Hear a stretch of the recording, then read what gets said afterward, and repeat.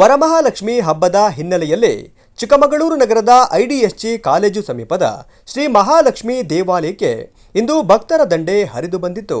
ಮುಂಜಾನೆಯಿಂದಲೇ ಮಹಾಲಕ್ಷ್ಮಿ ದೇವಿಗೆ ಅಭಿಷೇಕ, ಕುಂಕುಮಾರ್ಚನೆ, ಕ್ಷೀರಾಭಿಷೇಕ ಸೇರಿದಂತೆ ವಿವಿಧ ಪೂಜಾ ಕೈಂಕರ್ಯಗಳು ಶ್ರದ್ಧಾ ಭಕ್ತಿಯಿಂದ ನೆರವೇರಿದವು.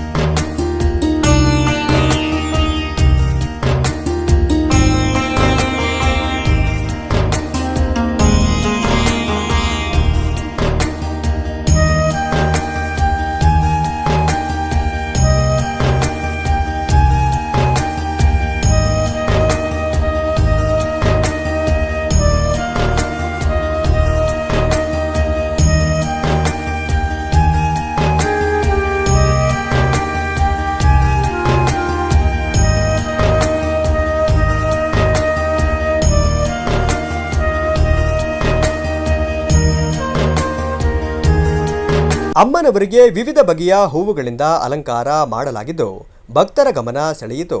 ದೇವಾಲಯದ ಆವರಣದಲ್ಲಿ ವಿವಿಧ ಬಗೆಯ ಹೂವು ಹಣ್ಣುಗಳಿಂದ ಮಾಡಲಾಗಿದ್ದ ಅಲಂಕಾರ ಭಕ್ತರ ಮನಸೂರೆಗೊಂಡಿತು.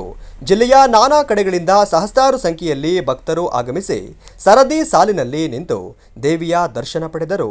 ದೇವಸ್ಥಾನ ಆಡಳಿತ ಮಂಡಳಿ ವತಿಯಿಂದ ಭಕ್ತರಿಗೆ ಕುಡಿಯುವ ನೀರು, ಪ್ರಸಾದ ವ್ಯವಸ್ಥೆ ಸೇರಿದಂತೆ ಸಕಲ ವ್ಯವಸ್ಥೆಯನ್ನು ಕೂಡ ಮಾಡಲಾಗಿತ್ತು.